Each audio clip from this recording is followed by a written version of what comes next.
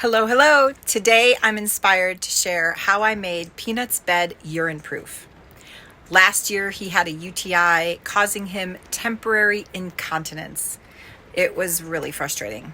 I created this contraption to reduce the frustration until his antibiotics took effect. It would also work really great for a long-term issue as well. This hack is quick, easy, and really inexpensive.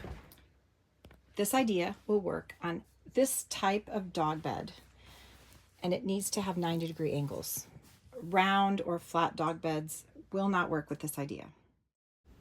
You'll want to have handy a PVC cutter, PVC, elbows, and a tape measure.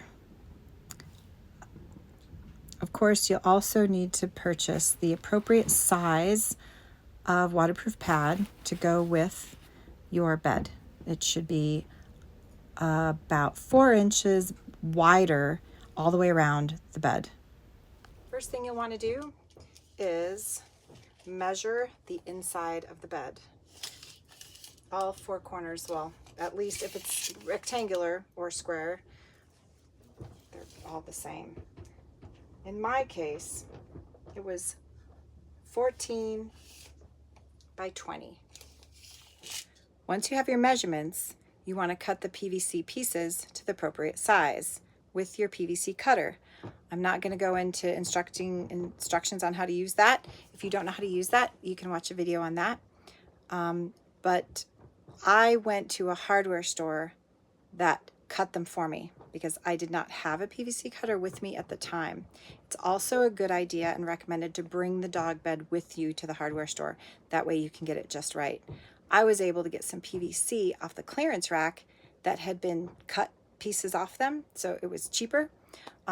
So maybe you'll get lucky too. And you just take your PVC elbows and connect all of them together, like so. Super simple.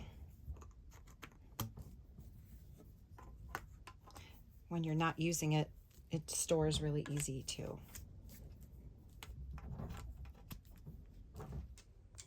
Once you have them fitted together, just give it a good push on all sides.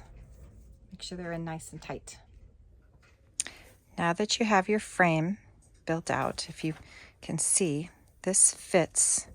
Now it's going to be a little snug, but you want it to be.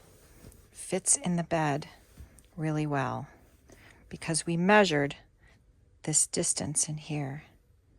You've got about 1 inch to play with, so you don't have to worry about getting it mixed up. But if it's not tight enough, this will slide out when the dog goes to scratch it. And if you make it too wide, you'll stretch out the bed. So you might play around with these or even bring the bed with you to the hardware store unless you have one of those cutters.